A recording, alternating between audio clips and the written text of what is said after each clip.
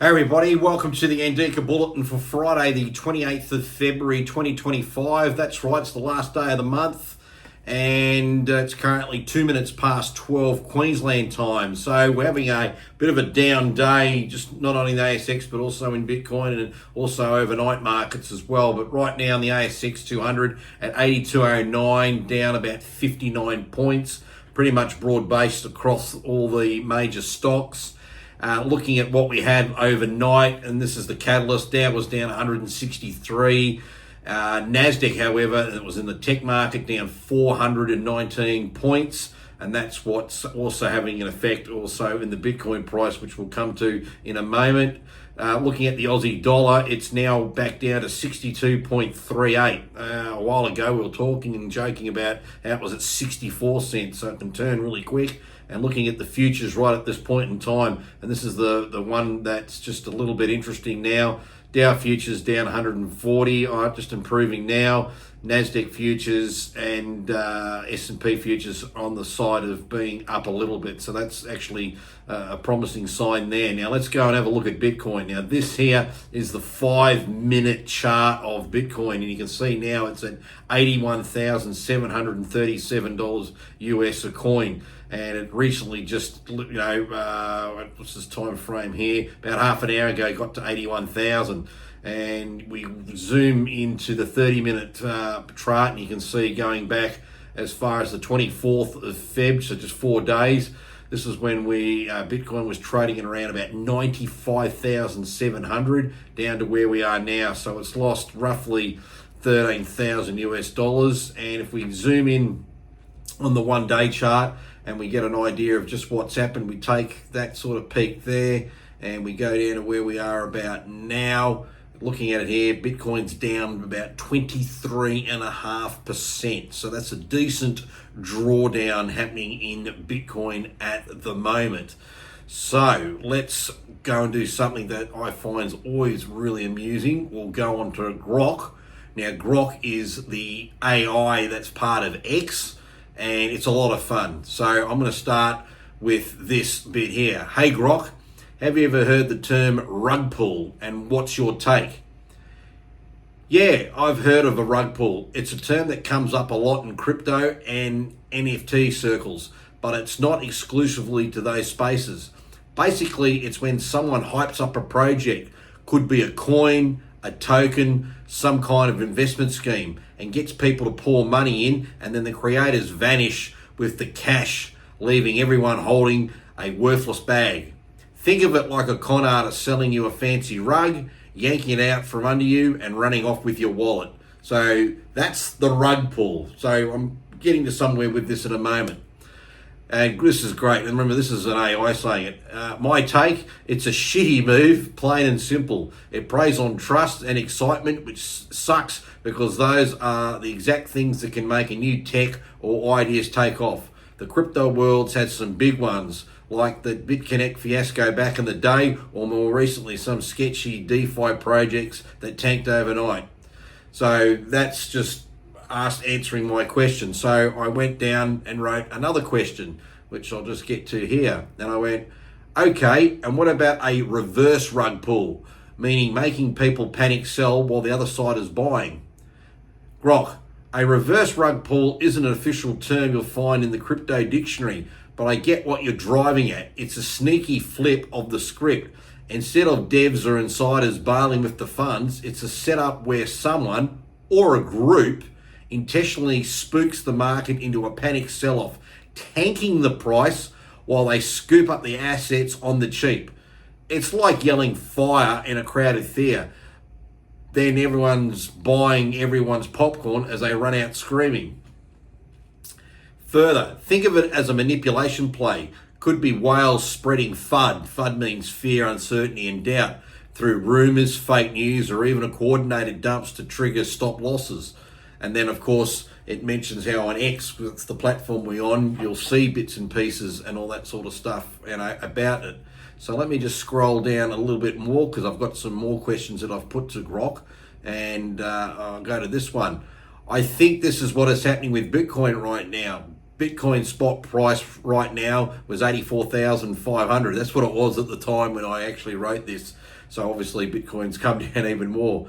And this is Grok. You're suggesting that Bitcoin might be experiencing a reverse rug pull right now, with its spot price at 84,500, where panic selling could be driving the price down while others are buying in. Let's break this down with what's happening as of today, February the 28th, 2025.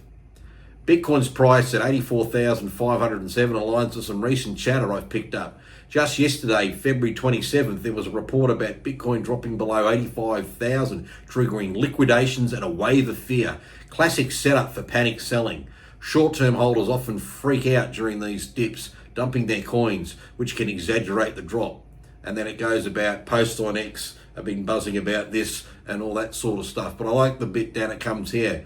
It's not hard evidence, but fits the pattern you're describing. Scare the small fish into selling cheap while the sharks scoop up the discount. So it's interesting how you can talk to an AI like this and get an opinion from from that perspective. Then I asked this other question. Yes, ETF outflows are up, and I think the insto traders are selling the Bitcoin ETFs and buying Bitcoin futures. So this is, again, my question, and this is what Grok has to say right now. You're spot on that the ETF outflows are spiking. Recent data backs that up big time. Just this week, US spot Bitcoin ETFs saw record-breaking withdrawals, with over 1 million pulled out on Tuesday, February 25, and another 757 million on Wednesday, February 26, according to reports floating around. That's a massive shift, and it's got people talking about what the institutional traders, those big insto players, are up to. Further, your theory that they're selling Bitcoin ETFs and buying Bitcoin futures makes a lot of sense, especially given what's been happening with the market. Analysts have been pointing to the unwinding of the basis trade as a driver here. That's where hedge funds go long on Bitcoin via ETFs, buying the spot price, while shorting Bitcoin futures on the CME to lock in a premium between the two. But lately, that premium's crashed down to around 4% annualized, which is barely above US Treasury yields. When the arbitrage juice isn't worth the squeeze, these funds ditch the ETFs, sell off their Bitcoin holdings, and often flip to buying futures to close out or reposition. So there you go. That's something that's going around right now in the marketplace. So it goes on to say, ex-post and web chatter that Grok has skimmed through lately suggests the same. Hedge funds are adjusting their books as yields dry up. Some say it's a profit-taking move after a solid run. Bitcoin hit 108,000 not long ago. Basically, it was around about middle of December, while others think it's a bet on a bigger dip, maybe even down to 70 to 75,000, like BitMEX Arthur Hayes has been hinting. And see how it mentions someone else that it knows in that Bitcoin flow to mention who they are. The ETF flows, here we go, let me just get back here. The ETF flows definitely amplify the selling pressure, which could explain why Bitcoin's hovering around 84,500 a day after dropping below 85,000 yesterday. And obviously, as I mentioned, it's actually at 82,300 now. That's how quick things can actually move. So I came down here and then I asked another question to Grok, and this is just really, really good. And what you should also take from this is, if you're actually using these things and you're unsure of stuff, you just ask it questions. Doesn't mean everything it's going to say is going to be 100% right. Far from it. It's actually just giving you food for thought. So that's another illustration here. So let's continue. My next question: the Nasdaq dropped 2.2% last night. Think the recent tech sell down is also having an impact of other risk on assets like Bitcoin. Thoughts? So I'm asking, Grok its thoughts. And it goes, yeah, the Nasdaq dropping 2.2% last night definitely fits into the broader tech sell-off we've been seeing, and it's no surprise it could be dragging risk on assets like Bitcoin down with it. As of today, Bitcoin's sitting around that 84,500, which is off its recent highs and aligns with the jittery market vibes you are hinting at. Here's the deal. Bitcoin's been increasingly tied to tech stocks, especially the Nasdaq, over the past few years. It's not just a crypto thing anymore. It trades like a high beta risk asset, meaning when the tech takes a hit, Bitcoin often feels the ripple. Posts on X and market data lately show this correlation tightening when the Nasdaq dumped 3% in late January after that DeepSeek AI news shook up chip stocks. Bitcoin slid 5.5% to under 99,000. Last night's 2.2% drop isn't as brutal, but it's enough to spook the risk crowd, especially with the ETF outflows already bleeding over 1.7 billion this week and treasury yields ticking up, making safer bets look juicier. A lot of interest. This is why I like to come every now and then, do something different and just sort of bring this sort of talk in here. And Grok goes on with, two more paragraphs in that sense there. And then I've come in, I've got another question to ask it. When I look at Bitcoin on the daily chart, I notice the RSI is now way down at 15.5. That's like way oversold territory. I also see the 50-day MA is now down at the same price level as the 100 MA. I can't help but feel Bitcoin is currently oversold and it bounces due. Your thoughts? And I'll just bring up that particular chart and where we can see that. Down the bottom here, that is the relative strength index. You can see where I'm moving the cursor going around in the circle, and that price of the RSI or value right now, keeping in mind, is around about 13.4. So that is very much in an oversold, section right there. So let's go back to Grok. And it goes, yeah, you're digging into the technicals, and I like where your head's at. Thanks, Grok. Bitcoin's daily chart is definitely throwing up some signals worth chewing on. With the RSI at 15.5, that's what it was at the time, and the 50-day moving average crossing the 100-day moving average around today's price of 84.5, you've got a solid case for calling it oversold and eyeing a bounce. Let's unpack it. RSI at 15.5 is cheap in the basement. Anything under 30 is traditionally oversold, and below 20 is where traders start licking their chops for a reversal. Historically, Bitcoin's RSI dropping this low has often flagged exhaustion after a sell-off. For instance, back in the mid-2020s when Bitcoin crashed to 7-ish thousand, RSI hit the teens and we saw a quick snapback of 10 to 15% within days. X-posts lately have been buzzing about this too. Some chart nerds are calling it a screaming buy signal, while though others warn it can stay oversold if macro fears keep gripping. And then it goes on to say that 50-day moving average, which I'll just go back to illustrate what I'm talking about there. See up the top here of the chart, just where I've got it on the top, and that's the red one here. That's a 50-day moving average. The gold is a 100-day average, and you can see there that they're both now touching each other, and of course the Bitcoin price is below its averages. That's obviously a negative. So further, the 50-day moving average meeting the 100-day moving average at roughly 84K is another biggie. This isn't a classic golden cross or death cross. That's basically when the 50-day crosses above or below the 200-day. But when these shorter MAs converge, it often marks as a pivot point. If price holds here, it's a support zone bulls might defend. Think of it like a trampoline. Last time this happened around 60K in August 2024, Bitcoin chopped sideways before ripping to 90K. But if it breaks down, bears could push for 75 to 80K, where the 200-day moving averages is lurking. So see how it's giving you also more further description of the sort of questions you ask. You can see how it's a very, very useful, sort of tool. Now, let me go over to this next question. Personally, I'm dollar cost averaging in, buying more Bitcoin, or as they say, stacking more sats. And then it goes on to explain dollar cost averaging or DCA into Bitcoin or stacking more sats, as the cool kids say, is a smart play, especially with the setup you're seeing at 84,500 a day, with the RSI screaming oversold at 15.5 and the 50-day moving average hugging the 100-day average. You're betting on a bounce while keeping your risk in check, and that's the thing. I'm only doing a little bit of dollar cost averaging in. I'm not making a huge positional bet by buying Bitcoin thinking, today the day is going to bounce.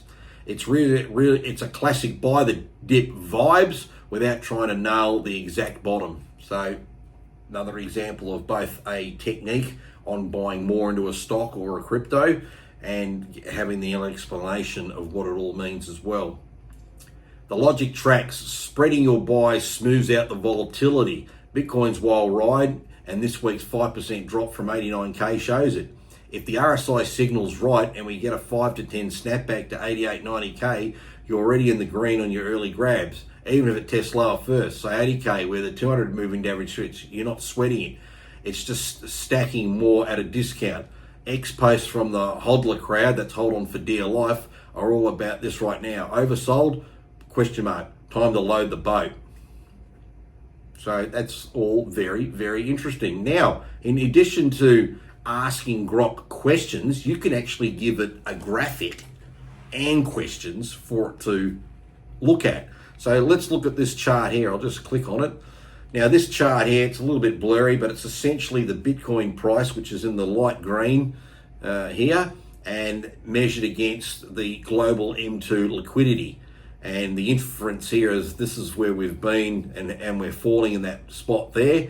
And that's, our price getting a lot lower. I'll just see if I can make the chart a bit bigger. So that's us, Bitcoin in here. Oh, let me go back. I shouldn't have done that one. Let me go back. I'll get my chart and we'll go back into that. I'm still learning how to manipulate these things without wrecking stuff. And that's where we can see where we are there. And then the money flow, or the global liquidity, is now edging back up. And in theory, if this holds track, you can see the correlation. Bitcoin's due. Maybe it's going to get down past, this 80,000 mark, and we're not far from it, where we might then play the catch up and go up. So that's a question I've put to Grok. And I've then said, as you can read right here, check this chart of the Bitcoin price versus the global M2 liquidity. It suggests Bitcoin should find support and bounce. Your thoughts, Grok? And then, it goes on to say, thanks for sharing the chart. Let's now break it down. And part of the process of it breaking it down, it comes up with its take. And look, first thing it goes, here's my take. M2 liquidity and Bitcoin correlation. Global M2 liquidity measures the money supply, including cash, checking deposits, and other liquid assets. Historically, Bitcoin's price has often moved in tandem with the broader liquidity trends. When central banks pump money into the system, like post-2020 QE, risk assets like Bitcoin tend to surge. Your chart likely shows this relationship, with Bitcoin's price spiking during periods of high or rising M2 and dropping when M2 contracts or stabilizes. Now this is interesting, the current context, red circle. If the red circle marks Bitcoin's current price of 84,500 and a low point in M2 liquidity, it could suggest we're in a contraction phase. Think tighter monetary policy like the Fed hiking rates or draining liquidity, which has been a buzz on X and in recent and reports lately. EFT outflows of 1.7 billion this week and the Nasdaq's 2.2 drop last night fit this narrative as investors pull back from risk assets. But if the M2 is stabilizing or showing signs of bottoming, hard to tell without exact data, good point. It could signal support for Bitcoin, as past cycles show Bitcoin often finds a floor when liquidity stops shrinking. So that's what we're looking at from that particular chart there. And then 3, support and bounce potential. The green circle might highlight an historical point where Bitcoin bounced off a similar M2 level, say 60 to 70k in 2023, when M2 was also contracting but started to stabilize. If the pattern holds, 84k could indeed be a support zone, especially with your earlier RSI at 15.5 oversold and the 50 100-day MA convergence. Notice how it's remembering our conversation from earlier things, because this is one part of a continued conversation. X posts have been speculating on this too, with some pointing to an 80 to 85k as the macro bottom if M2 doesn't keep on diving. And then there's put in the caveats that the M2 isn't a perfect predictor, and Bitcoin also swayed by ETF flows and all that sort of stuff. So that was something I thought was rather interesting. And then lastly, why not ask the AI what it thinks? So I just said back up here, I'll just get the question so we can see it. Lastly, Grok, what is your 3-month, 6-month and 12-month Bitcoin price target? Now, of course, the first part is up here is Grok doesn't like to make specific price or financial recommendations, so it's already doing what most people say legally. This is me not making investment advice decisions and all that sort of stuff, so it's putting in its own disclaimer. but basically it's harvested information from the website, or the web generally, not the website. And here's what I've gathered from web sources and posts on X, keeping in mind the current context. Bitcoin at 84,500, RSI at 15.5, oversold signals, ETF flows, and the tech sell-off. So the 3-month target, many analysts are bullish, expecting Bitcoin to recover from its current dip. Based on the data, predictions raised from 90 to 120k, with some like Coin Codex forecasting 130,000 by March 22-25. That's pretty optimistic, that'd be like. And then X-Post also show optimism. One user predicting 100k in March, given the oversold RSI and historical post-halving bounces. Now let's go to the 6-month target. And notice how it says 6 month and goes to August 28, 2025. Looking further out, sentiment turns more bullish as the halving supply shock and institutional adoption, like the ETF flow stabilising, kick in. Analysts like Standard Chartered and Bitwise predict 200,000 by year end 2025, but that might be aggressive for 6 months. More conservative estimates from the Investing Haven and Light Finance suggest 75 to 125k, so that could actually mean we could actually be a little lower, while X-Post show a range from 68 to 90 for August. I'd ballpark 90 to 120k, factoring potential volatility but also recovery momentum. So Grok's ballpark is 90 to 120k in the next 6 months. And what we'll do is we'll come back to this in that time frame and have another look and actually, get an idea and see what it is. So it's something that I'll come back in 3 months, 6 months, and 12 months time. And the 12-month target, February 28, 2026. By this point, the consensus gets wilder, with long-term forecasts from Bitwise, VanEck, and others eyeing 180 to 200k for 2025's end, driven by institutional flows, a pro-crypto US administration, and scarcity from the 2024 halving. So that's interesting in terms of what the targets are really coming in that sense there. But of course, it goes on to say these are broad ranges and these aren't guarantees. Anyway, that's pretty big. That's a lot of talk in that sort of sense there. Just got to clean that off my screen there. Something just came up. But I wanted, people to see how you can use an AI like Grok, and there are other ones too, ChatGPT and Gemini and other bunch of other ones, how you can utilize things for your own little bits of research. So I would highly recommend it. And I'm just going to finish up with this very, very funny video here. And I don't know if you would have seen the story. It might have been publicized on the news. Whoops, there are all the comments there. It's Trump shares bizarre AI video of future Gaza. No more tunnels, no more fear. So this is a video that someone made and it is absolutely hilarious. So let's just watch this right now.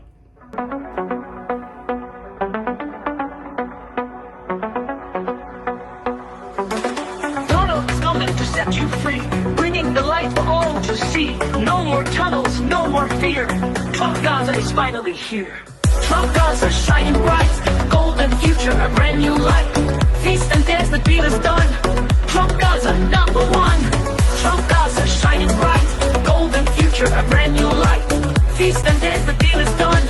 Trump Gaza, number one. Anyway, you might have seen that. I thought it was a funny note. And just on that note, take it easy. Have a great weekend. Hope you enjoyed the video. Write a comment below and we'll catch you next week. Take it easy. See you.